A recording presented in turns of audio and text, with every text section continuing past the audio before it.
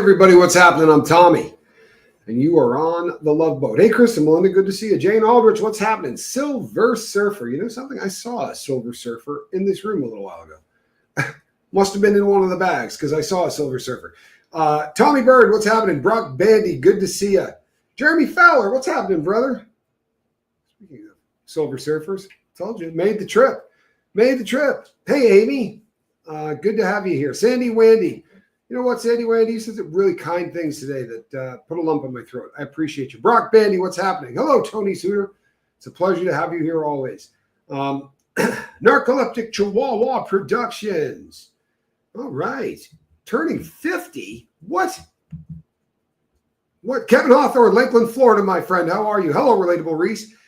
All right. Turning 50 in less than 2 hours. Let's party. I like it. Lane, hello, brother. Good to have you. Benny, good to have you. Timothy Glass, again, said some, you know what? I should just say everybody has said some of the most beautiful things in the last couple of days. I've seen comments that have blown my mind. Misael Smokes, I bragged yesterday that this is a very different group of people than you will find online. And I'm going to stick by that.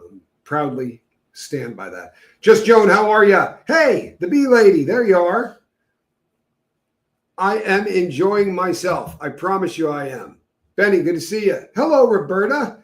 And I don't know if Johnny mentioned this, but in the next couple of days, whales are going to start to come into the little bay here, and it's going to they're going to be giving birth. That is why they come. And apparently, if you're lucky, you get to see them. You actually get to catch them. Yeah, you get to catch them with their babies, which I can't tell you how much that's going to mean to me if I can get a shot at that. The Life of Dennis Brace. Hi, Scoville Squad. Just got back from seeing Megan 2 in theaters. Was it any good? That's the question. You know, I can't watch movies anymore. It's been a long time since I've been able to. Whine a little bit more. How are you? Which is kind of a bummer. I used to enjoy films. It's no longer an option. It really isn't. But I can watch old films. I can watch stuff that I've seen before. But I'm unable to. Anyway, so I've had some weird things happen to me in the last couple of days. I really have. Johnny probably talked about this too, because there's been a lot of it going on. I have gotten so many emails from people that have just said some of the most beautiful things that I've ever heard. I've had people reach out to apologize that I don't know exactly why they're apologizing. You know, I'll take it. And then I had a couple of people reach out and say, I want you to know I'm going to go after these people for you. You're missing the message. You're missing the message. I don't want anybody going after anybody. You hear me? I really don't. I don't want any of you going after anybody. And I'm not picking on you. If you're one of the people that sent those emails, B. Hendricks, good to see you. Hey, Just Young. If you're one of the people that sent those emails, excuse me, I'm not picking on you. But we're missing the message, right? The message really is going to be love. And it's not always going to be easy. It isn't. There were, hey, Barbara. What a nice thing to say. What a nice thing to say. It's so nice to hear you sound like the Tommy I first listened to last year. That's a beautiful thing to say. I'll be honest with you. This might be a better version of me than the Tommy you saw last year. Hey, Susie, I'm not particularly sure I was where I needed to be, and I'm not particularly sure I'm where I need to be today. Honestly, some of the emails that I got, I found myself getting angry and feeling emotions that, hey, Jeremy Fowler, feeling emotions that aren't healthy. That resemble hate, because I have not watched anything. I never saw the video that started a lot of this. I don't watch videos that people make about me. I did it in the first couple of weeks of being a YouTube creator. The first people that ever trolled me, I watched, and it was really a mistake, and I will never do it again. So these people are reaching out to say, hey, I'm really sorry about the stuff that I said about you. And I think some of them don't want to get sued. you know what? I'm not going after people.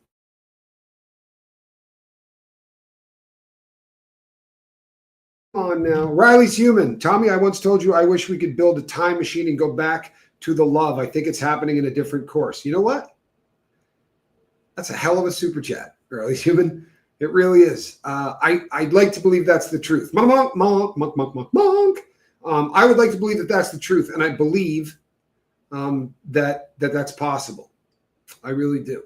I'm gonna. This is going to be an odd show. It really is. But what I was saying is, I never watched any of it. I didn't. You may not believe this. I've never once been on Reddit. True story. I have never once been on Reddit. If I look up a watch, like an old watch or whatever, and I'm trying to find something about it, and the only place, hello, Chrissy, and the only place that you can get a shot at reading about it is on Reddit, then I won't even go. I think it's a cesspool. I understand the concept of what it is, and I will never, ever see it. It will never happen. I know what hate does to me, right? I do. You know how I know? I spent a really long time in prison, and prison is the land of hate. And until I met a guy that showed me that love can exist in the ugliest of places, then that hate really, really wore off on me.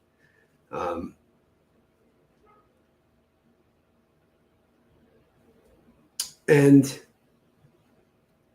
I think it leaves a stain on all of us. Sadly, there are people who are now trying to bring stuff from the past to my attention. There are people that want me to know that, hey, this started because so-and-so said this. And a lot of it were said by people that I loved. Like I no shit loved. People that I really, really cared about. That, hey, Johnny, thank you. Appreciate you. Super proud of you as well, man.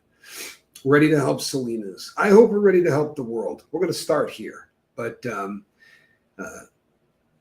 so sadly, you know, it's painful to find out that people that literally told you that they loved you made stuff up that is just so ridiculous and so out. I've been open and honest about the fact that I had to talk to a lot of government agencies. Well, I found out why I had to talk to government agencies. I found out who started it, how it happened. And you know what? I'm not going to talk about it. I'd love to tell you who it is. I'd love to out the people. I'd love to shame the people. And, you know, that's a part of me that has been running this ship for maybe 4 months. But it's not going to run it anymore. And I also have to become an individual. Hello, Heather Rhodes. I'm glad that you're here. I have to become a person that gets better. But love can reveal how hate has destroyed them back. Bring back them back to living as God intended us to live. I believe there's a lot of truth to that because I was not a good person for a very long time in my life. I do believe everybody can come back. It's been painful. Hey, Christy, hold that thought, right? As I've said, you probably haven't heard me say this, but the reason that I've not talked about my friend Q is because when I brought him up and I asked everybody to write letters, trolls reached out to the Bureau of Prisons and even got him under investigation at one point. The guy spent a few nights in the shoe. And in all of the years that he had been in prison, he had never seen the shoe. But the haters were successful. Hello, Blitz Blitz from Long Island. Oh, my family's from that part of the world originally. So I don't bring people up to speed about what's going on, where he is, when things are happening, because I'm not going to give the haters an opportunity to try to destroy my friends simply because they hate me. And that is the reality, unfortunately, in the world that we live. And I've made a lot of mistakes. I've been open and honest about most of them. But here's a crazy thought. I think I've blown this whole sobriety thing. And I don't mean that I'm no longer sober. I mean that My thought on this, I've said that the opposite of addiction is connection, and I've been pumping that for a really long time. I didn't come up with it. Much smarter minds than I did have come up with it. But I talked in the past about the rat park experiment. If you remember in the 1980s, right? No good deed goes unpunished, unfortunately. Right. But there's a lot of truth to that, man. There's a lot of truth to that. And Relatable Reese says, I agree. People don't need to know everything. I'm learning that too. I bet you are. As a content creator, it's kind of a big deal. Taylor Miller, good to see you. No, you're not that late. We're still farting around. You're from Cold Spring Harbor. Oh, wow. I know exactly where you're from. It's also one of Billy Joel's first albums. Great album, too. Cold Spring Harbor. If you're a Billy Joel fan, Cold Spring Harbor is a solid album. Shows you just what a square I am, right? But I'm a huge Billy Joel fan. Great album and a beautiful part of the world. Lisa Trimble, how are you?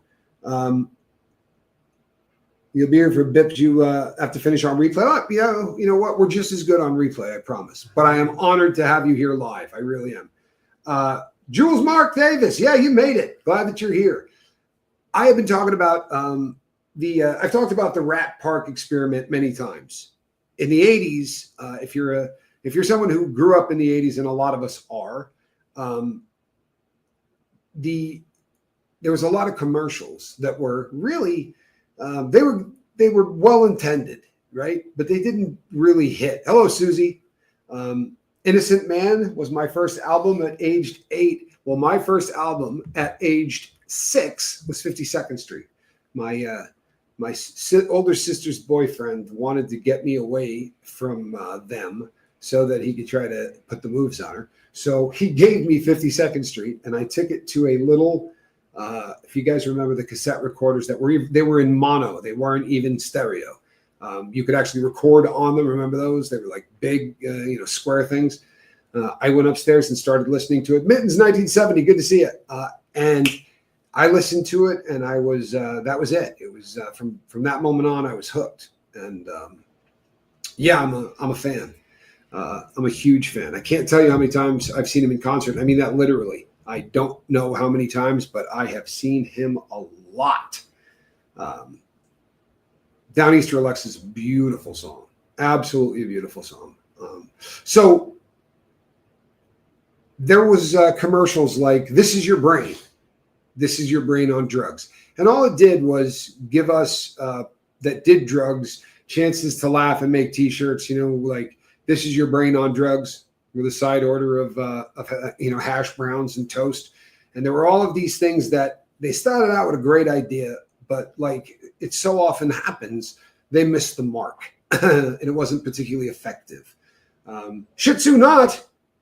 Who didn't love the 80s, right? Well, if you don't love the 80s, you're probably in the wrong place because we're kind of that generation here, to be sure. But one of the other things that you saw was a rat in a cage. And the cage was about this big, right? And it was all metal. And they had what looked like a feeder bar, which was just a bottle of water kind of a thing, right? That, let me make sure that's upside down and has a little metal thing with a ball on the end. And they could lick that and water would get in their mouth. They put cocaine in it, right? And some of them they put heroin. But what would happen is the other one next to it would have food. And hey, Diane, good to have you. DS Kitty. I'm here, not going to chat tonight, watching on the big screen. Too hard to chat on the phone and watch elsewhere simultaneously. I'm too old for that. I'm just glad you're here and watching. Thank you. Appreciate you. And what would happen is the rat would not eat, right? Wouldn't touch it. That would just continue to hit the cocaine feeder bar, one right after the other, until it would stroke out. And they showed it in the commercial. Disturbing as hell, right? Who wants to watch an animal die? But that was the commercial. And an experiment was done by a cat in Canada. There's a psychologist named Bruce Alexander. And he had a theory that one of the reasons that these rats were hitting the cocaine and not eating is because there wasn't a damn thing to do. And they were putting them in these itty bitty little cages. So they built Rat Park, right? And Rat Park was big. It was like 6 to 8 times bigger. And I don't mean in the cage, I mean per animal. So it was huge. It was a very, very large. They gave them all kinds of room. And they put both sexes in there, male, female, right? so that they could breed. They could play with things. They had balls. They had wheels to run on. They had all kinds of stuff. And they found out that although some of the rats would still go over and continue to hit the cocaine or the drug or whatever it was until it died, the numbers got real small, really small. When the animals had something to do, when they weren't sitting there in desperation, all of a sudden they weren't choosing to do drugs. Now, the study's been torn to shreds. I have come and talked about it as if it was fact, because the only research I had ever done on it was in prison. When I had the internet, I've had the ability to really look at it and look at other studies that people have done and whatever. And the study has been torn to shreds because they said that it wasn't controlled properly. And they basically, but the point is this: years later, there was a study done where they made a rat utopia. And they made this, I mean, it was every single thing you could ever want as a rat, everything. And then the numbers started to get insane.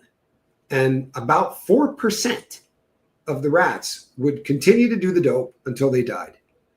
And I'm here to tell you that I believe, and this is going to go against everything I've almost ever said on the boat, everything. I don't believe addiction is what we think it is. I don't. I think that addiction is born of desperation. And unfortunately, we have become a society where desperation is the norm, right? It is. We have, and when I say we, I'm talking about, let's keep it real. I'm talking about the United States of America. It's where I grew up, right? It's where I lived most of my life. They have engineers and scientists who work on food to make sure that when you're done eating the snack that that you bought, an hour and 45 minutes later, you're going to want to eat more of it. They're predicting that by the year 2032, thank you so much, Lane. I appreciate you. I really do. They are predicting that conditions and desperation, absolutely, conditioning and desperation. By the year 2032, they are saying that 80% of the United States of America will be obese. It's the first society on earth where more people are dying because they eat too much food. Throughout history, more people die because they starve. Makes you kind of proud, right? That, we as a country could crank out that much food, and America could feed the entire planet, right? Industrial farming has become something that they are so good at. And they've done stuff like use nicotinoids. I don't know if you ever heard that term, but it's literally nicotine, right? Stuff that you find in cigarettes or in vapes. And they were able to put it into the seeds, right? A company called Monsanto. And Monsanto is, they got in business with Bayer, the people who brought you heroin, right? The name brand heroin. Heroin was a name brand. They took morphine, changed it up and made it diacetylmorphine so that it would pass the blood-brain barrier quicker. Pain relief would come faster, and it was also a hell of a lot more addicting. And Bayer had that. They partnered with Monsanto. Monsanto brought you Roundup, right?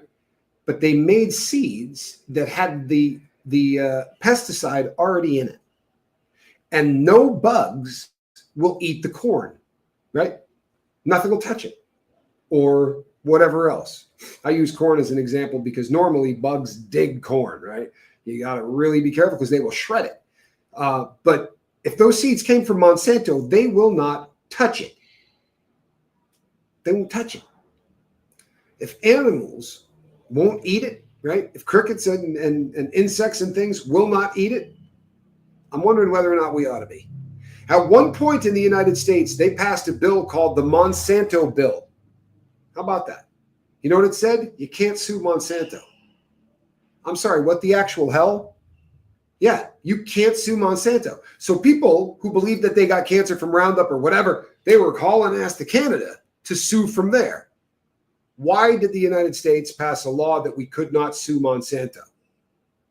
Anybody want to take a guess? Anybody want to put a 1 in the chat if you think that there was money involved in that decision? Huh? You think that there might have been some lobbyists that had something to do with that? Monsanto, evil seed mafia. Kelly, that's a great way to put it. Praying for Reese's son is doing well. Kids, we don't always know how they deal with things. Hope he is open with you about everything, every issue he has experiences. You know what? I hope so too. Timothy Glass, you have a kind soul. And you know what? The good people out there that have decided that they would try to go after people, with child protective services and things like that. This is a kind of evil. Hi, Heather Rhodes. This is a kind of evil that you can't wrap your dome around. But dovetails nicely because Monsanto is that kind of evil. And you can't buy seeds in the United States unless you buy them from Monsanto. Well, it's a little scary, isn't it? Huh? That's a little frightening. The obesity problem. You're not just fighting. People go, well, I got a food addiction. Yeah, well, it's engineered to make it addicting, right? The food in the 30s wasn't addicting. It's one of the reasons that they didn't have obesity problems. They are engineering the food in order to get you to eat more of it and make it addicting. And this is the reason that we have so many people who struggle with obesity. That's evil. I'm sorry, folks, it is. You can call it anything you want. It's evil. Throw in the fact that we live, a lot of us, in that little cage, right? This stuff right here has caused us to disconnect. It was a beautiful concept. It was going to bring all of us together, right? People who lived in sub-Saharan Africa that never had a shot at getting educated or having the opportunity to learn or whatever through these things would have the access to all of the knowledge on the planet the same way that a kid at Harvard would. But he wouldn't have to attend Harvard. What a great concept. And I have met people in probably 100 countries through the lifeboat and worked with them who are addicted to drugs. And you know what? It doesn't matter what part of the world you're in. Addiction is addiction, right? And I've come to find that there is way more that makes us all the same, yet we just want to concentrate on what makes us different, right? Honestly, it's what we focus on. But I don't believe anymore that the number of people in our country who are addicted are actually addicted. Sorry, I don't. I watched people get arrested and go to prison because I did a lot of time. And I did time in a county jail that was locked down tighter than anything you've ever seen. There was not drugs in this county jail. And I know you're going, well, there was probably in some unit. Trust me, there was not, right? Hold on one second.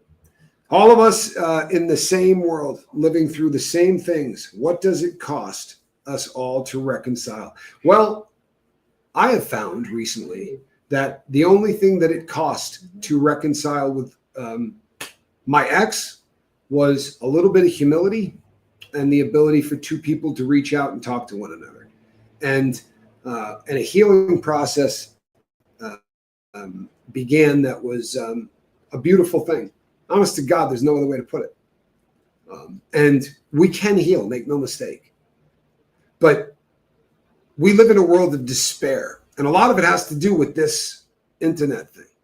Because instead of bringing everybody together and showing us all that we are all the same, right? And leveling that playing field and making it so that everybody has a shot at education in it, what it did is it gave people anonymity, right? It gave people anonymity. Do you know what community on the internet gets trolled more than any other community? This is going to literally make you sick. There are support groups for people with terminal illnesses, people who are dying of brain cancer or people who are dying of whatever. That's horrifying to think that that is the most trolled of all of the communities. These are people who like to go in and where 25 people dying of brain cancer are supporting each other and pop in there and mock them that they're dying, right? Say things like, you do know there's not a heaven, right? You're just going to be in the ground and worms will be eating you. If that doesn't hurt your soul, you're on the wrong channel. right? For real. It is disgusting. It's absolutely disgusting. And unfortunately, like so often happens, the greatest laid plans of mice and men often go awry, right?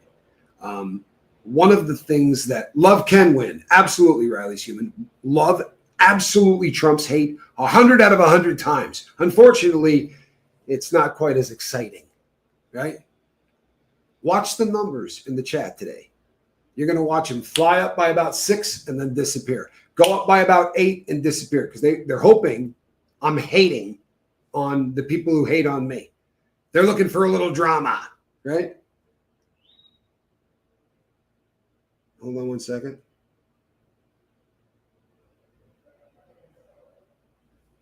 Oh my God, Pepper Beast. Can we get some ones for Dale Cox and for his family? I have some bad news. My friend Dale Cox is not going to be around anymore. He was a great friend, but his heart gave out on him. I don't think he will make it. Oh, man. I know Dale Cox, and I'm really sorry to hear that. I really am. If we could get some thoughts and prayers for him, I would really appreciate it. And thank you, Pepper Beast.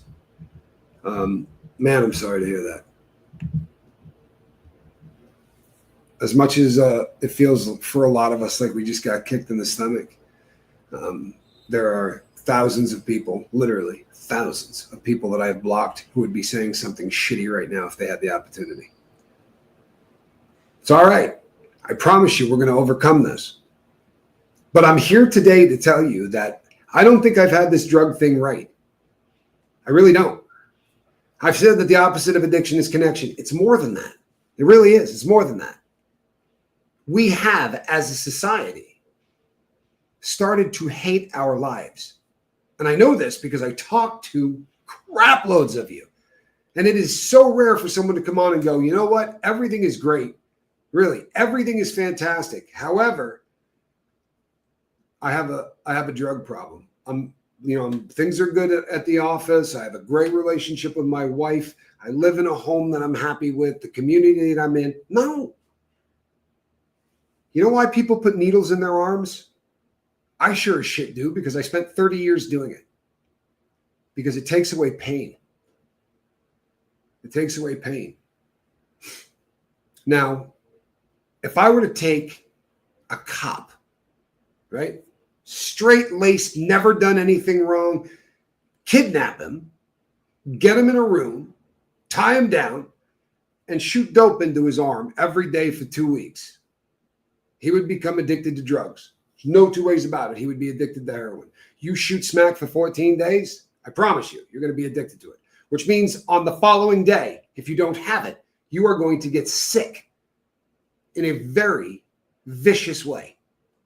A kind of sick that most people can't even imagine. And I've been saying for years, some of those people will go through the sickness and go, whoo, man, I'm never doing that again, right? And I have been saying forever, it's a genetic component, right? There are people who have the genetic disposition.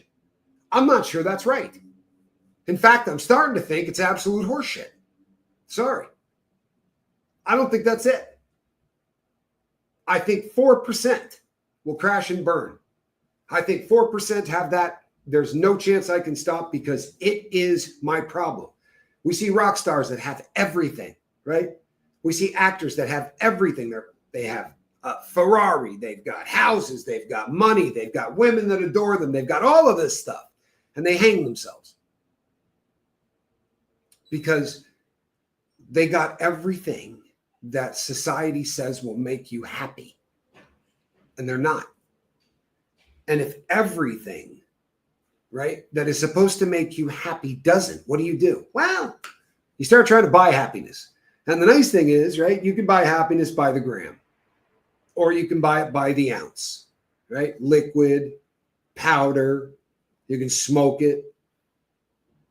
We are the largest consumers of drugs on the planet Earth, the United States of America, and the most prosperous. How does that make any sense? Right?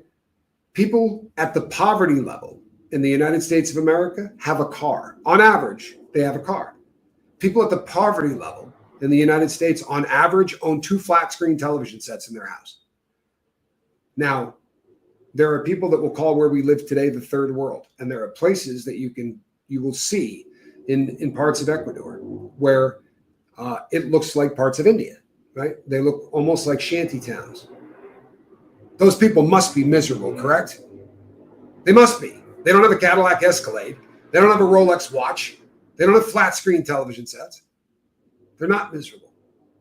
The crime rate in those places is not awful. And you know what? It's like that in India as well. How are the slums not the drug capital of the planet? Well, they don't have enough money to buy them, Tommy. No, that's not it. I promise you that's not it. You think I had $700 a day to do dope? No, I came up with it because I hated my life so much that I needed to medicate just in order to live. Horton Thistle, good to see you, my brother. High five. Back at you.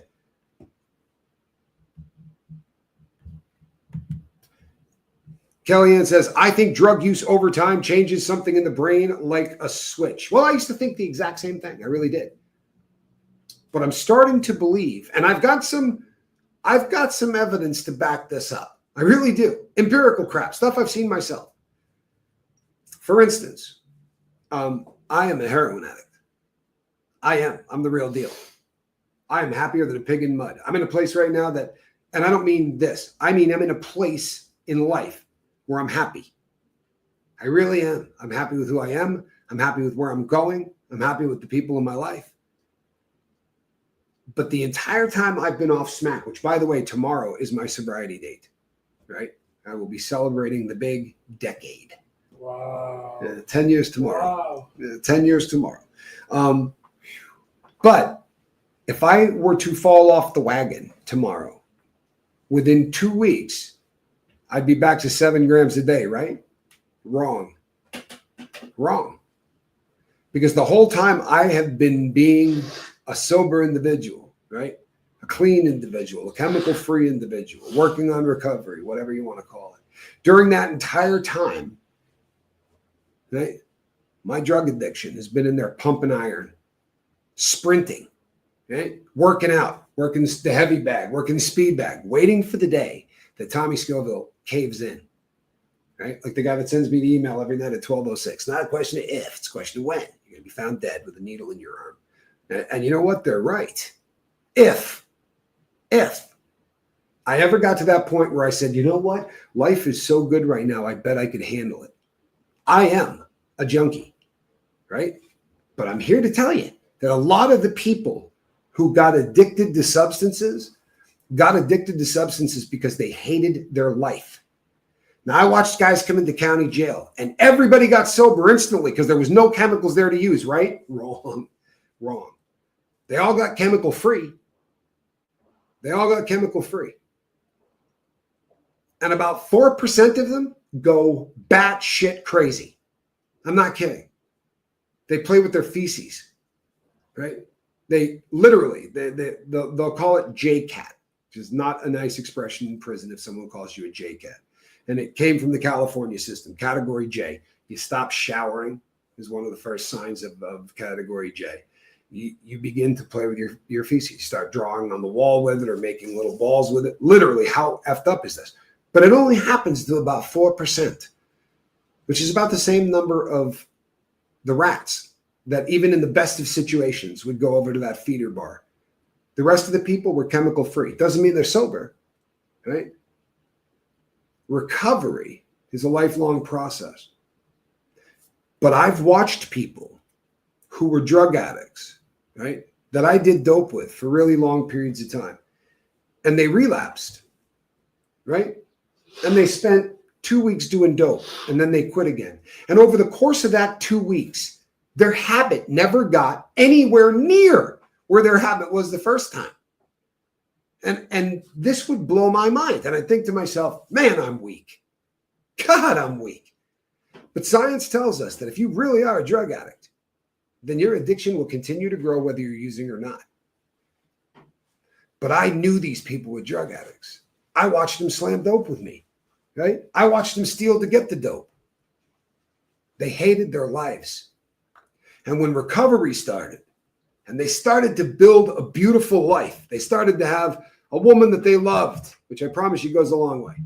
Linda G, good to see you. Thank you so much. And as I like to say, you look fantastic in green. You really do. Welcome. Glad to have you. Means a lot to me. It really does. If you hate your life, right, you'll do anything to make that go away. I've talked at length about a cellmate I had by the name of Donald Scott Taylor. And I'm willing to tell you his name because he's dead, right? So I'm not. And Donald Scott Taylor was the world's worst convict. And by that, I mean he was a dangerous inmate. He was, by the way, he might have been 5'6". He might have been 140 pounds. And he said to me, he goes, I've been in, first thing he said when I moved into his cell, he goes, I fought my last 7 cellmates. And I said, really? I said, you want to hurt people or what? He goes, nah, well, I'm 2 and 5. Right? He lost 5 of those fights. But he was pure violence. It's just who he was. And I was able to get along with him, right? 13 months I did with that cat. Never attacked me.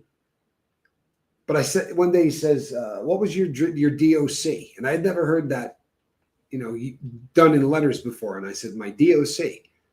I don't have any idea what you're talking about. He said, drug of choice. What was your drug of choice? I said, oh, heroin, tar heroin. I shot it. And I said, what about you? He said, gas. And I went, I don't know what that is. And he's like, how could you not know what that is? Well, look, people, there are names that people use for drugs, right? They get nicknames that have nothing to do with anything. I said, look, I've been locked up a minute. What is gas? He goes, you put it in your car. It helps your car drive, right? They take it out as oil and they refine it. I said, gasoline? He goes, yeah. I go, you were huffing it? He said, yeah. I said, and that was your drug of choice? He said, yeah. I don't get it, right? I've never huffed. I never have. But I've done just about every other drug on planet Earth. So I said to him, why, in the name of God, was that your drug of choice? He lived on a soybean farm, right? In New Mexico, I believe it was. A soybean farm. Massive farm. And he said his closest neighbor was a 20-minute ride away. And he said that in his high school, you could get weed, right? But when high school ended, you didn't see anybody from your high school until September started, right? And what he had at that farm was a 500-gallon tank of gasoline that they used for all of the equipment. And if you're miserable, if you hate your existence, I promise you, right? Yes, Squirrel will definitely be closing out the show, Timothy. I promise you. Not until we get to the apartment, but she will be. If you hate your life enough, then you'll huff gasoline. If you hate your life enough, you'll sniff glue. I went to a reservation, right? A Native American reservation, because there was a guy there that sold heroin. And I didn't know him, but the heroin connect in the city that I was in on Halloween day got busted with 28 pounds of heroin. I can't begin to tell you how much smack that is. It's insane. But he supplied the entire city that I lived in, and there was nothing anywhere. And a friend of mine said to me, I know a guy on the res, guaranteed he's got stuff, but he sells it for a lot more money. And I said, I don't care, man. Get me there. So we're driving over to the reservation, and the guys called us, and he said, can you do me a favor on the way here? And we said, sure. He said, can you stop by the 7-Eleven and pick me up Aquanet? You guys know what Aquanet is? Spray it on your head. And my friend said, yeah, sure. I'll get you a can of Aquanet. He said, no, give me 2 cans of Aquanet. Now, the store that we went to sold beer, sold booze, but he wanted Aquanet. And I said to the guy that I was with, is he going to huff this shit? Like, am I going to go in here and see this dude breathe this stuff in? Now, keep in mind, he's got heroin in the house. We got there, and he took out a loaf of Wonder Bread, and he took about 9 or 10 slices of bread, and he put it over the top of the bowl. And then he popped the little aerosol tops off, right? And he just took the little tubes, and he sprayed the Aquanet into the bread. And the bread, I guess, acted as a filter. And the stuff that collected in the bottom of that bowl, he drank. And I said to the guy, we could have got you Jack Daniels, bro. We could have bought you anything. And he said, it doesn't work anymore. It was terrifying. It was one of those moments where I went, you've got to be kidding. And I said to my friend at the time, I have been on dope my entire life. That's the most jacked up thing I've ever seen. And if I live to be 1,000, I'm never going to see anything more jacked up than that. I was wrong. That county jail I was telling you about, where you couldn't get anything, they had this place on lock. You know what they did have? Hand sanitizer. Now, the alcohol in hand sanitizer is not the kind of alcohol you drink, right? It's not that kind of alcohol, but it's almost all alcohol. So this guy comes into my cell and says, hey, man, I ripped off 2 full bags of hand sanitizer. Big shit-eating grin on his face. And I said, okay. What does that mean? He goes, I need salt and a lot of it. And I worked in the kitchen. I brought him back a ton of salt, right? He took the hand sanitizer, which is thick gel, right? And he put it into I don't know what you call it, like a big pitcher, plastic pitcher that they used at lunch to pour Kool-Aid, basically, cheap Kool-Aid out. And he filled it with hand sanitizer. And then he threw in all of this salt that I brought, which is probably about a 1/4 pound of salt. And all the salt pulls all of the gel into a ball, like a white ball. And then he poured it through a t-shirt, right? And what comes out is liquid. And I said, you're going to drink that? He's like, no, you got to filter it a bunch more. So he got like 20 or 30 of the big coffee filters, and he put them all together, one on top of the other, and he poured the stuff through. It took forever. And he filtered it through these coffee filters. And you could have lit this stuff on fire, right? I mean, this stuff was, you probably could have run a car on it. And he goes, you want a shot? And I guess I didn't hate my life that much, right? There was no chance in hell I was going to do a shot of this stuff. But I watched a guy do a shot of it. I watched these guys drink this stuff for days. The first guy that did a shot, he did it out of like a little paper cup, maybe 2 ounces, something like that. And he goes, wow. He's like, you have no idea how bad that burns. I said, I can imagine. And it was the strangest shit I ever saw in my life. A red dot appeared on this guy's forehead to the side, right? About the size of a 50-cent piece, almost perfectly round. And he goes, what? What's everybody looking at? What's everybody looking at? And I go, I'm like, you got a thing on your head, bro. There's a mark there. And he went in the mirror and looked at it. Would you quit? I mean, honestly, if you saw that, would you drink? Everyone else did. They pounded that stuff. If you stop the desperation, I promise you, we're going to find out that it's not 50% of the people, right, that are going to get addicted to dope. It isn't going to be 80% of the people or any of the numbers that they keep spitting out. I really do believe that the cause of addiction is the fact that we can't build a life that we're happy in. I'm sorry. That's it. I think that there are so many people that believe they're drug addicts who are just effing miserable. That doesn't mean that they're not dependent on the substance. If you drink every day for 4 months, trust and friggin' believe you're going to be dependent on that alcohol to the point where if you quit cold turkey, it might kill you, depending on how much you're drinking. Same thing with benzodiazepines, right? You're going to get addicted to the substance. Doesn't necessarily mean you're a drug addict. I know this might not make sense to a lot of you. But I have watched people, especially through Suboxone, right? People who were junkies, who got on Suboxone and they didn't need to steal anymore. Women that didn't need to sell their body anymore. And once that's taken off the table, they got jobs, right? And then they started getting places to live on their own. And then they met, people and they got married and whatever. I can't tell you how many times. We put over 130 people on the medical assisted treatment. Did all of them end up successful? God, no. God, no. I'd love to tell you that was the case. It isn't, right? Our success rate's about 20%. That's everybody's success rate. Doesn't matter whether you're inpatient, outpatient, right? Doesn't matter whether you're using medical assisted treatment, not using medical assisted treatment, 12-step programs, doing it on your own, doing it on the lifeboat. It's always an 80% failure rate. And I think it's because we're concentrating on the wrong shit. If you hate your life, it doesn't matter what we do to try to get you sober. It doesn't. I'm sorry. No chance in hell. Q is a genius.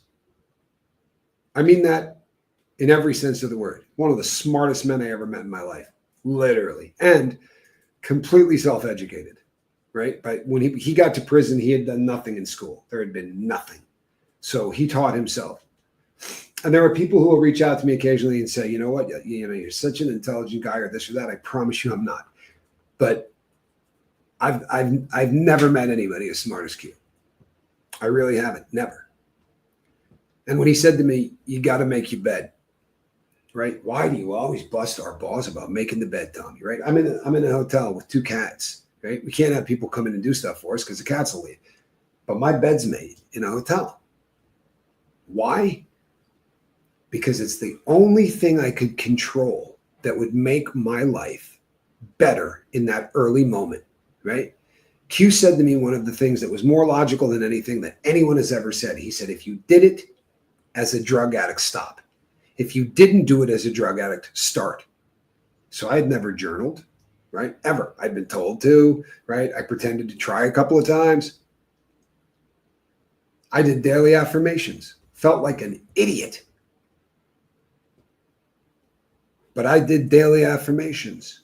All of the things that I didn't do when I was a junkie, I started to do when I was sober. Now, I got chemical free. And I'm telling you, folks, that for the first 46 months that I was sober like this. Sober, not using. And people say all the time, fake it till you make it. God, help me. I hate that expression. I hate that expression. You know why? Because I've been faking it since 1970. I came out faking it. It's who I am. You want to know a better expression? Live as if. Live as if you're sober. Live as if you're going to make it. Live as if you're going to be kind.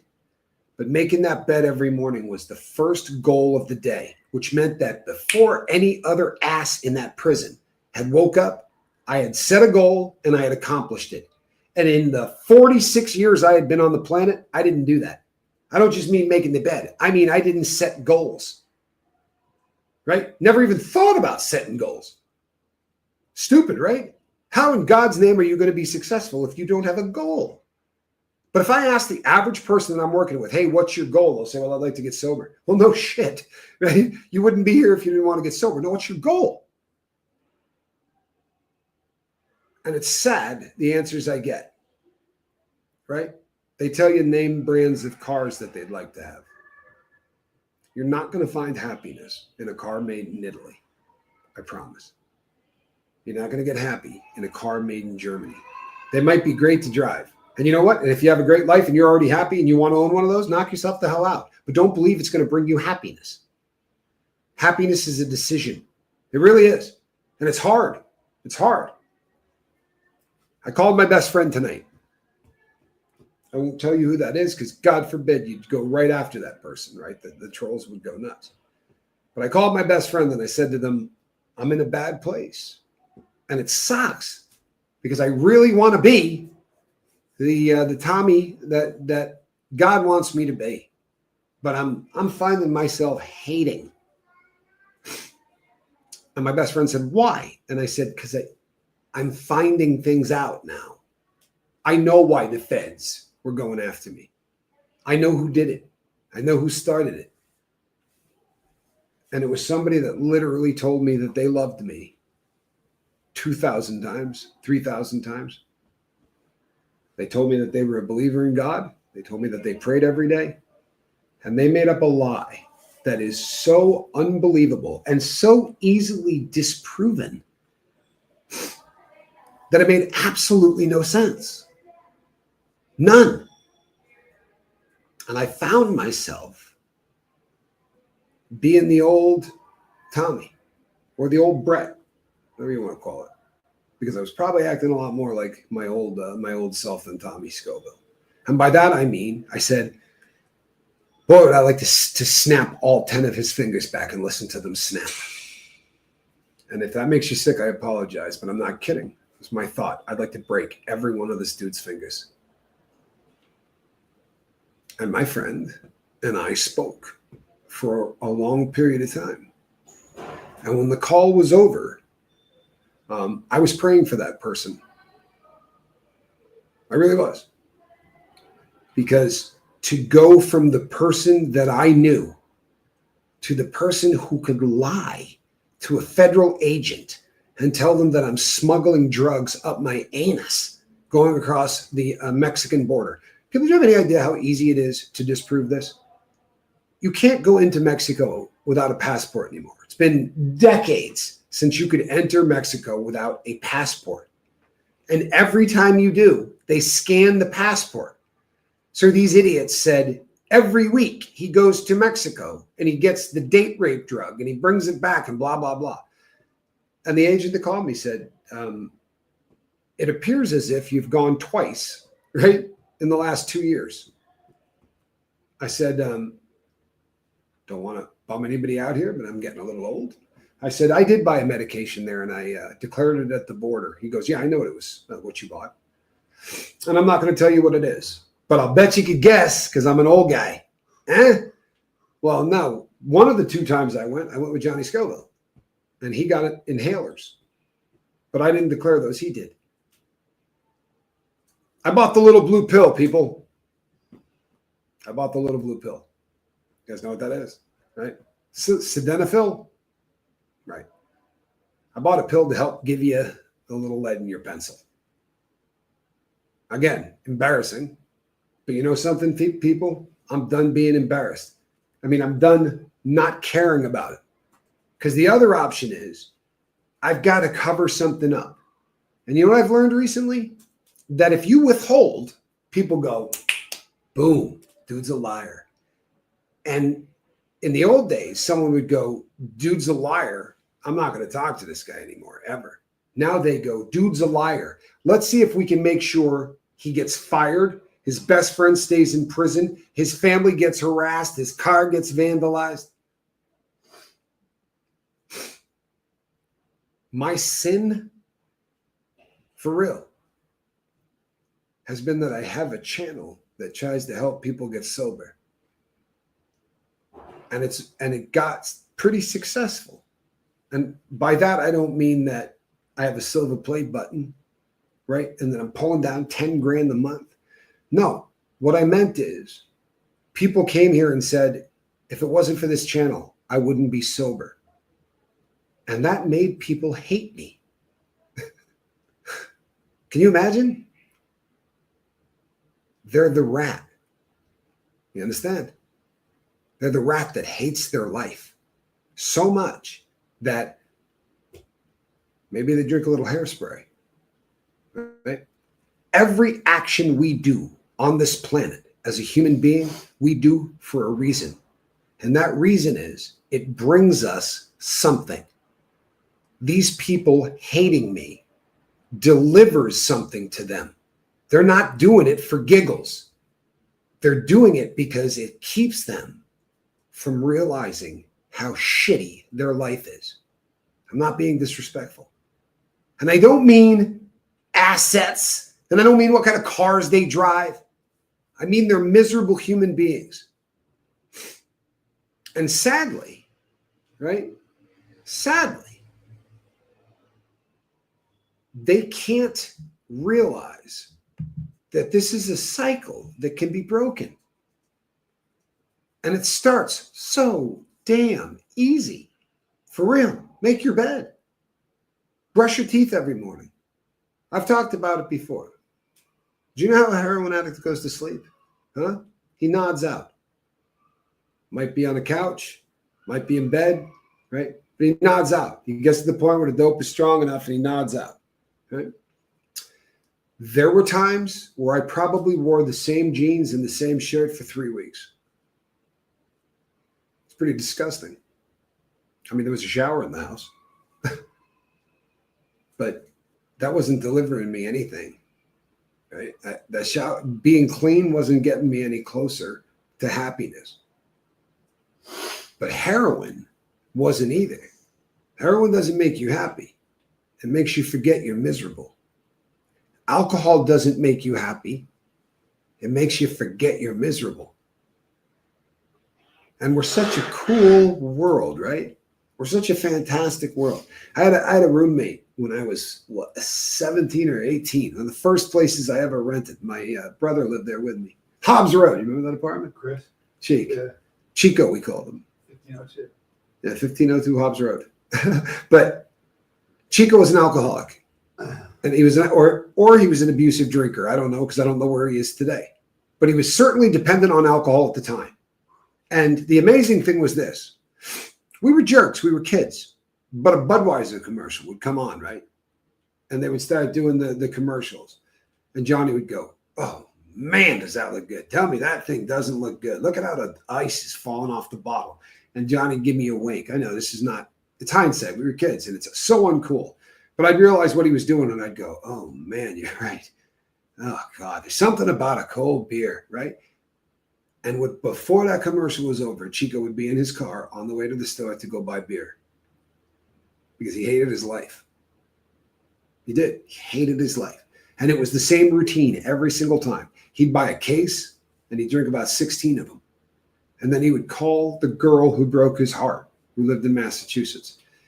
And he would pick up. She never answered the phone ever because she knew who he was, right? I mean, what he was, how he was. So he would leave a message, and it started the same every time. Her name was Ann, right? I won't say the whole name because he would always say her whole name into the phone, but her name was Ann. We'll just say the Ann part.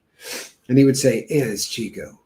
And I'm just calling to tell you that I'm sorry. I know I was a jerk. I know I treated you bad. I'm so sorry. And I know that we could put things back together." And, you know, it falls to me, you know, the only reason that I got upset is because when you first started to go out with the guy after we broke up, and within 3 minutes, he's using the C word, every other word, right? And screaming, "You dirty, filthy, lousy." I mean, like nothing you've ever heard. And the morning would come, and I would say to him, "Chico, you did it again last night. You called Ann, and you left one of the most foul messages you've ever seen. I mean, just horrible." It's an ugly story, right? He works for one of the largest insurance companies on the planet, right? Owns a beautiful, large home, doesn't drink. Oh, I shouldn't say that. Oh, he drinks, but he doesn't have a drinking problem. He bought a huge plot of land, right, in the Northeast, and he built his dream home. He had a child, right? And he said to me, "I want a boy more than anything on earth. I just want it." And he had a girl because God's a lot smarter than Chris is, Chico. And he had a girl and it completely changed his life. That girl became his everything. And you know what? She made him happy. Really happy. And they'll have 2 beers with dinner.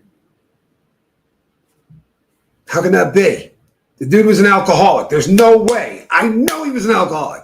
I watched him. He couldn't live without alcohol. No, he was dependent on it because he was a miserable son of a bitch that hated his life.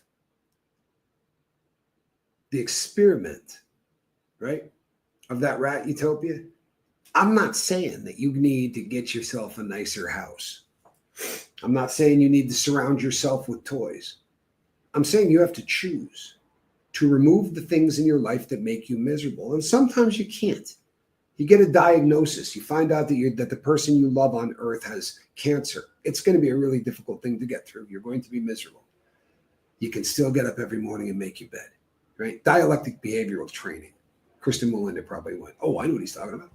Dialectic behavioral training. The ampersand right sign, and I'm dying of cancer, and I'm going to clean the litter box, and I'm going to go for a walk, and I'm going to try to smile. The first time people explained this to me, I said, that's the dumbest shit I've ever heard in my life. And then I worked with people who were happier than all of us, and they knew they had less than a year to live.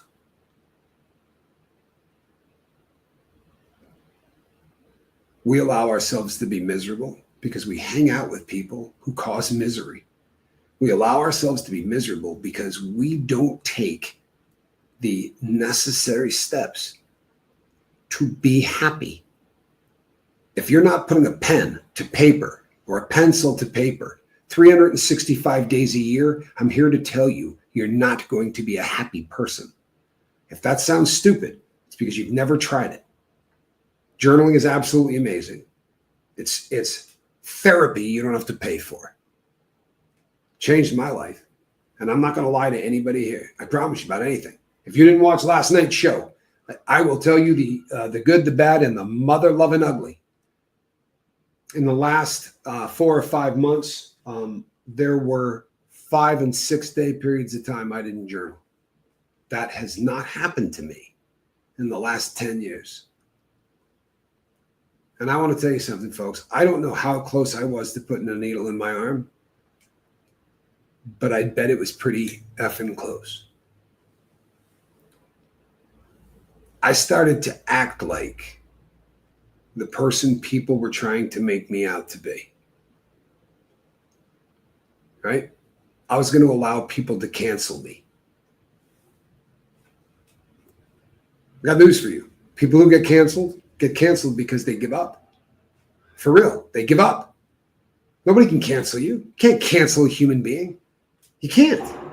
Billy Bush, great example, right? No one would hire him because he had that hot moment, that hot mic moment with the president where he said some reprehensible stuff or didn't even. But he allowed the president to say some, grabbing a woman's crotch and this and that. And Billy Bush just sort of giggled about it.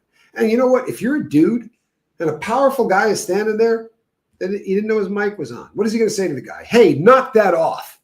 Right? He's interviewing the guy. It's his job. He didn't do anything foul. He didn't. But they were going to cancel his ass for it. He could not get a job anywhere. He got fired. There wasn't a person on the planet. You know what he did? He started a YouTube channel. You know what he called it? Hot Mic. God bless him, right? I heard him do an amazing interview where he said, I started drinking like you wouldn't believe. Go figure. Huh? If he couldn't get alcohol, he'd have huffed paint.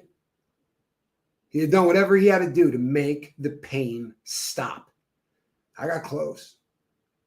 To letting the world cancel me. And it sucks. It does. Sucks worse than almost anything to have to come back and say, let me tell you what people are telling you, right? Let me tell you why people are here's how they're basing the lies. If you missed last night's show, go back and watch it. I honestly had don't do that. Don't do that, Reese, please. We're past that. I wanted to say thank you, Tommy and Reese, for helping me when I had to take my son off of life support. Just Stacy. I'm really sorry that happened, and I can't imagine. I truthfully can't. I have 2 children. I adopted one of them. You guys know this, yeah?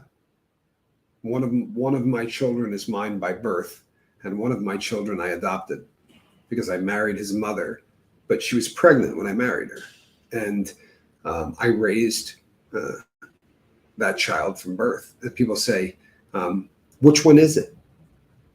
And my answer I like to say is, I can't remember. Honestly. Because I'll tell you something. I can tell you truthfully, I don't care. If I love one of my kids more than the other, and I don't, if I were to ever lean in that direction, it might be the one that isn't my blood. We choose our family. I promise you. We also choose our friends. And if you allow yourself to be surrounded by negative people who just, and we all know them, right? They're just the most negative people in the world. That we moved to this place, right? We watched everything you could on different places before we chose where we were going to live. And there was a guy that made a lot of content about Salinas. And he talked about the buses in Salinas. And he said, you have no idea how disgusting these buses are. He said, it smells like bad breath and breast milk. He said, they're overcrowded. He said, it's like having chickens and stuff. The buses in Salinas, Ecuador are nicer inside than anything I've ever seen in America, ever. I mean, honestly, have you ever seen anything like it? No. Every seat in the bus is like a captain's chair with arms. I'm not making this up. But to hear the guy describe it, then he said, I walked down the Malecone. He said, the stench of beer coming off the beach. He's a liar. He's just a liar. They don't allow alcohol on the beach, right? There's no trash anywhere. I watched 25 of this guy's videos because he goes from one place to another. He's not gone anywhere yet that he liked. He's a miserable SOB. If I said to him, hey, guess what? I got $1 million for you. He'd go, what denomination? 50s. Good God, dude, that's 56 pounds. Am I going to have to carry that home? Any chance one of you guys could put this in it? There are those people. And I've met people. Steve Molesky was on the lifeboat. And if you've been on the lifeboat for any length of time, you might remember Steve. And we lost him. And it wasn't a shock. Steve knew he was dying. And I got to talk to him pretty much every day until the day that he left. And you know what? He didn't have a bad day. He didn't. I would call him on the phone as low as you could possibly imagine a human being could be. And he would lift my spirits. By the time that I got off the phone, I would be feeling better. How's that possible?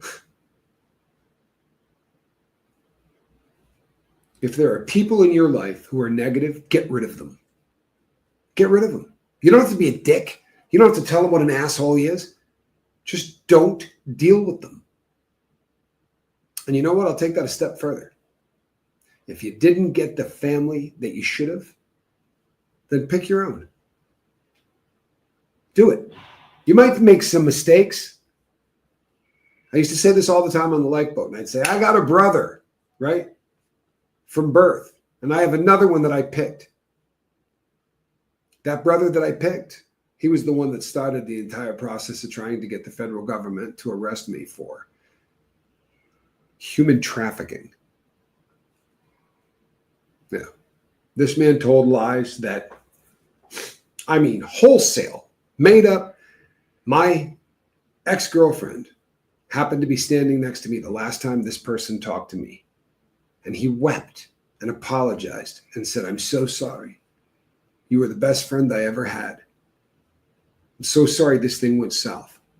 Between there, right, and the time that I left the U.S., he called the government and told them that I was smuggling gamma hydroxybutyrate across the border on a weekly basis up my ass so that I could date rape women. Another cool story is that all of you women, all of you, I trick you guys into sending me nude pictures, and then I blackmail you with them so that I can make a living that way. I'll be really honest with you, absolutely ridiculous. And you know what? Take this in the spirit it is, Reese, because I have no hard feelings. But Reese went in my phone. She can tell you there's no pictures of any naked women that were ever sent to me. These are people that do this because it does something for them. Do you understand? They're not doing this for no reason. They're doing it because they hate their lives. Choose love. Silly as hell, isn't it? Sounds stupid. You can choose love. I promise you can. Reese says, I checked. And you know what? The fact that we're laughing about this, I promise you, folks, the Arabs and the Jews have a shot at making peace if Reese and I did. Right? People that have been at each other's throats for hundreds of years have a shot at peace if me and this girl don't hate each other.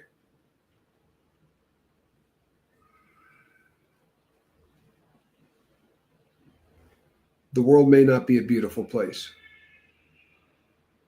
There's nothing I can do about that. There isn't. And you know what? There's nothing you can do about it either. But I can promise you, if you get around me, you're not going to see any ugly.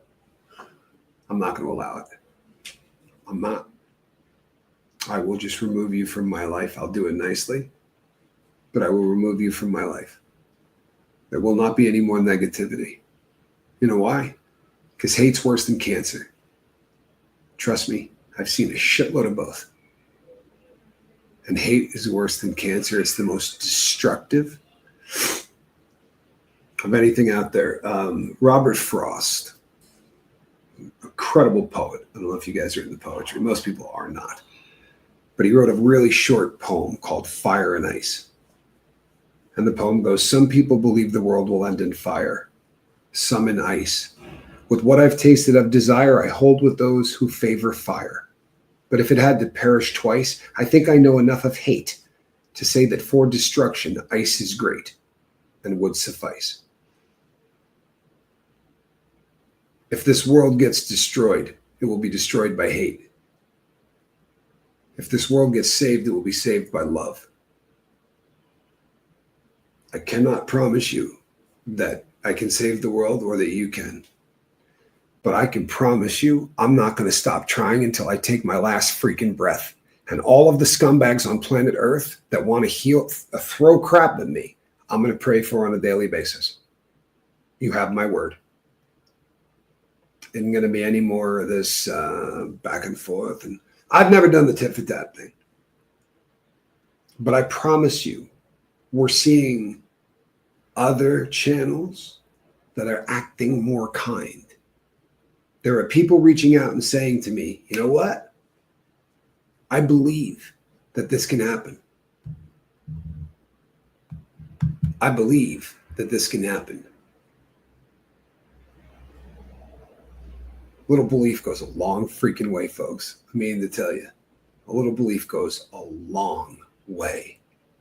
Texas Kate, good to see you. Just Stacy, how are you? I'm not joking. And you know what? It might not sell. I don't care. I don't.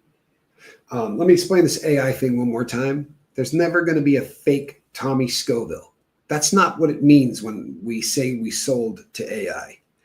They're training computers that will answer phones, right? Someone will call up and say, hey, I'm thinking of taking myself out. I'm addicted to heroin.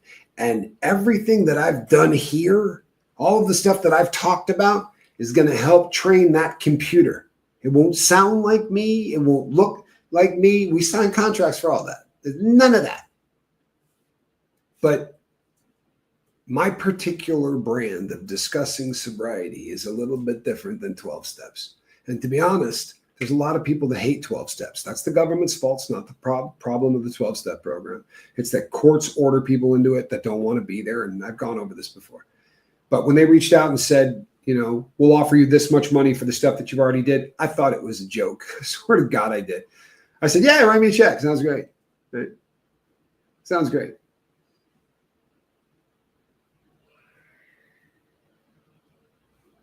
You know what, Jess Joan? I say this all the time, but there are so many more people in my audience that you can learn from than you can learn from me. Read the chat, right? If it goes too fast for you, come back and read it again because my audience is unfriggin' real. Just Joan says, Let's let Tommy and Reese decide how their life should go. I think it would have been easier for them if all of us who loved them would have kept our mouths shut. Well, you know what? I said once on, we had a show together, Reese and I, right? Colts and Crims, we called it. And I said, I'm a convict, right? Done a lot of really bad stuff in my life. And the reason that people loved me was because they saw me through Reese's eyes. It's the truth. At the time, she really loved me. And it was obvious. And the crowd felt it. And when they decided that we weren't going to be together, I was instantly hated. I'm not being disrespectful right now. I promise you I'm not. But Reese has come over here, and the love that she's gotten from you guys has given me hope. But I don't have the guts to go over into her chat. And I'm not being disrespectful. But I don't have the guts to go there. Not yet. Because I'll go and sneak in, and I watch things where people say, you know what? I don't hate Tommy. I'm going to pray for him, but he's a bad person. That's hard to listen to. But I'll tell you something. I spent the last 4 months hating those people. And I'm ashamed of that because it's no better than what they're doing. You want to hate me? I'm going to pray for you. I promise. And there are some people I know that have done some foul stuff now. Like I said, I never watched any of it. I never looked. But I love you too, Tony Suter. I appreciate you. But things are going to be different. And I don't know if I'll ever feel comfortable going back over there. Here's the hardest thing in the world for me. And I'm telling you the gospel truth, the hardest thing in the world for me. There have been people that have reached out and said, I'd like to be unblocked and come back to your channel. Nothing in the world would make me happier. But once you've blocked over about 1,000 people, they don't keep track anymore. Like if I block somebody, they're not going to be there. They go into the ether and they're blocked. So I can't find them to unblock them. So then I got to go try to find them online. And a lot of times I'll go there, right? I'll go to Reese's channel because the chances are the person who's asking to come back, that's an easy place to find them. And I can't do it. And it's not 95% of them are saying the sweetest things in the world about me. But the 5% that are tearing on me are people that used to love me, and I've not done anything to them. I promise you I've not. And I'd like to out one right now that said something really foul about me yesterday, but that's not the person that I'm going to be. A person that really, really cared about me said, you said there are no victims. You ripped me off. I won't say who it was. But I assure you, I never took $1 from this person. Never talked to this person on the phone. I don't even know if we ever emailed one another. But a month ago, I would have said that mother effing, I promise you. I said to my brother, I want you to pray for this person. I'm going to be doing it too. And it ain't easy, I promise you. It gets easier. It gets easier. I'm suing Meryl. I'm praying for her every day. I promise you I am. I'm praying for her every day. You may not believe that, but that is the gospel truth. I don't hate her. I don't. But I'm not going to let somebody call me the most reprehensible thing on planet Earth, right? Something that I have never, ever done or ever been guilty of. I am never going to allow that to happen. Someone has to stand up. 15 people, right? Minimum, documented. 15 content creators have committed suicide in the last 5 years because of cyberbullying. The people that hate me, the people that hate Reese, nothing would make them happier than if we hopped off the balcony. I'm going to pray for them. That's a sickness. They hate their lives. And maybe they're not sticking needles in their arms or straws up their nose, but they're getting something out of that hate. That hate that they directed us keeps them from directing it at themselves. And if you can't feel sorry for that, once again, you're on the wrong show. Feel me? I have had so many people reach out in emails in the last 2 days that say, how can I help you? But I'd like to help you financially. No joke. More people have said that to me. And I said to my brother, straight setup. Got to be a setup, right? This has got to be so that if I say, here's where you could send something. Regardless, you want to help me? Leave a comment, right? Tell somebody this channel is a little bit different and pray for the people you know who hate me. I promise you that's what I would like. And hit subscribe if you haven't. If you dig this, this is what I'm going to be doing every single day until my last breath. Probably about this time of day. If I'm not here, it's going to be because I am going to be in a part of this town that you wouldn't want to be in. A place where 3 men are sleeping to a bed, and their drug of choice is heroin. And I've been told that gringos have an amazing effect. When a white person goes in and says, I was addicted to heroin, it does something. It gives these people hope in a way that for whatever reason they don't get when they hear it from their own people. So you know what? I'm going to go there a lot. I'm going to go there a lot.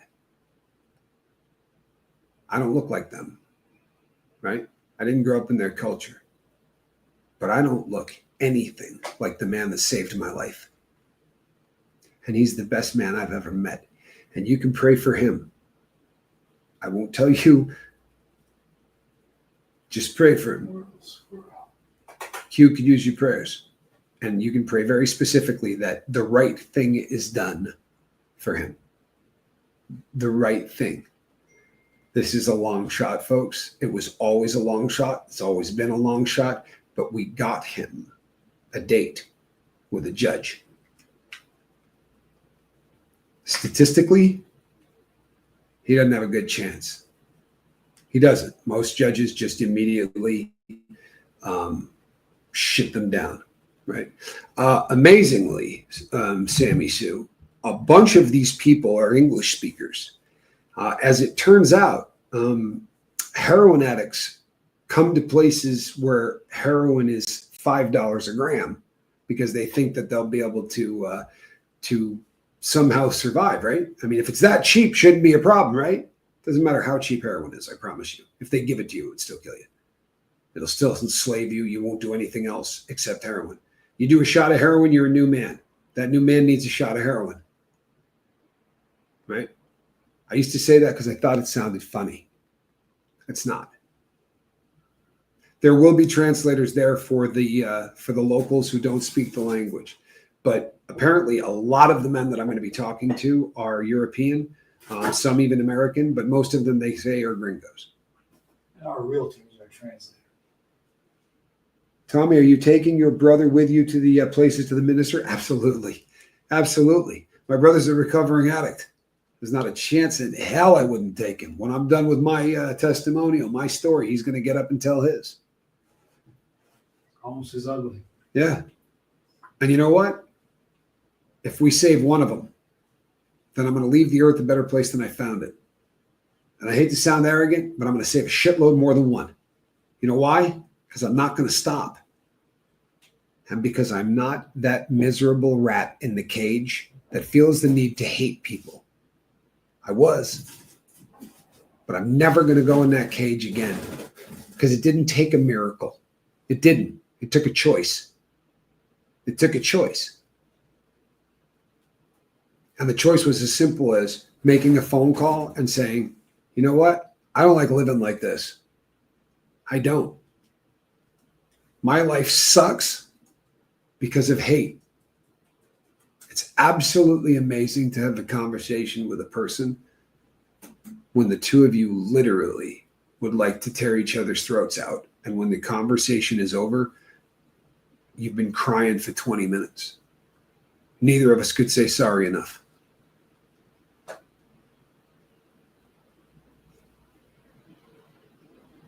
Is there any chance of getting both cats in a basket soon? I would say July 1st. There's a real good chance you could be seeing 2 cats in baskets or in hammocks. Believe it or not. They do have a cat hammock. By July 1, we will officially be living in our new apartment. the apartment we bought. And you know what? I said to Johnny this morning, if I could never leave this room, which is about the size of a Motel 6, and we've got what, five huge pieces of luggage in it, right? 2 cats, cat toys, cat. I mean, you have no idea the amount of stuff in here. There's nowhere to move, and we have a kitty litter box in here as well. And you know what? If I had to stay in this room for the rest of my life, I'd be fine. I really would. It's going to be nice to have a beautiful view. But the things that make you happy in life, you don't pay for. And I had to put $2 million worth of shit in my arm to realize that you can't buy happiness. Right? I probably put $1 million worth of shit up my nose. Honestly, people will say, yeah, how much money do you spend on dope in your life? Millions of dollars. Millions. I mean, it's staggering. When I was a public speaker, there were months I made 80 grand. And at the end of the month, I wouldn't have any money. And it's not like I was going to nightclubs or whatever. No matter how much dope I had, my friend Jack we had a great deal. Because I trusted him. He's one of the few people on earth that I trusted. But I would give him my dope at the end of the day. Because if I had an ounce of it, I would continue to do it until it was gone. If I had 2 ounces, I would continue to do it until it was gone. So I would get, high as hell, and then Jack would leave with all of my drugs. And then he would come back in the morning at 8 o'clock with it. Because he could go to sleep, after doing 2 or 3 bags. I couldn't put a kilo in a room. I would sit in there and I would do it until the kilo was gone. I was a junkie's junkie, I promise you. Keith Richards had nothing on me. Sadly, I got wicked off track. I did. And not because I was doing true crime or whatever. I'm going to do true crime. But every single night at this time, I will be doing the Love Boat. And if this made you feel good, come back. If it didn't, God bless you, man. I hope you find something that does make you feel good. I had no less than 6 people send me an email that said, I thought I would hate Reese for the rest of my life, and I don't. And I was happy as hell about that. I really was. But I was also scared shitless. You don't need my permission to love somebody. And if you hate somebody because of me, then I should shut this channel down because I'm doing something wrong. You hear me? This is the Love Boat. This is the Love Boat. Between now and the next time I see you, love somebody, right? For real. And stay away from hate in any of its forms. Stay away from hate. And I'm not saying this because I don't want you to watch the trolls. I just read to you last night what they posted about me. And I'm leaving it up forever. I don't care. I got nothing to hide from anybody. I'm telling you not to go hang out and watch that because it's going to make you less than. I promise. And here's the question I'll ask every one of you. For those of you who go, well, I do watch that stuff. What's it giving you? We don't do anything on this planet unless it gives us something. Chicka Cherry Cola, great to see you. We don't do anything on this planet for nothing. If cocaine didn't get you high, nobody would snort it. If heroin didn't take away pain, nobody would shoot it. And if hating people and doing videos about how crappy a parent someone is, or what a scumbag rapist, child molester somebody is who's not guilty of those things. If watching that is entertainment to you, what is it that you need in your life so badly to not think about that that's something that you're going to find entertaining because you're watching that to avoid your own pain? Is that journaling? You might find out what that is. I think you'll find you'll have a happier life. Do me a favor, people. Please pray if you're one who prays, and I'm not trying to offend anybody. If you don't pray, that's fine, right? If you are a born-again atheist, if you are 1,000% sure that there is no God, you can still go, boy, I hope Dale pulls through, right? Does not require any kind of praying for that, right? But if you're someone who prays, why don't you throw a prayer out there? Might be the right thing to do. Between now and the next time I see you, love. Love like you've never done it before. And make your freaking bed. If you're not making your bed, I promise, you're failing. We'll get to journaling and everything else, but start making your bed. It's a statement. It's a statement. I'm going to do what it takes to live a better life. Simple as hell. It takes about 40 seconds. And it will realign a malfunctioning reward center in your brain and start delivering something that everybody needs. Right? I love you guys. I really do. And for those of you who have come back recently, don't send me any more apologies. I mean it. I appreciate it. But that was weeks ago. Right?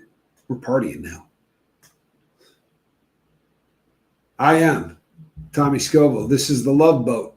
We'll see you guys tomorrow. Same squirrel time. Same Katie channel. See you on the next one. Bye-bye, everybody. Oh, maybe not. I'm not that good at this. See you on the next one, everybody. I really do appreciate you.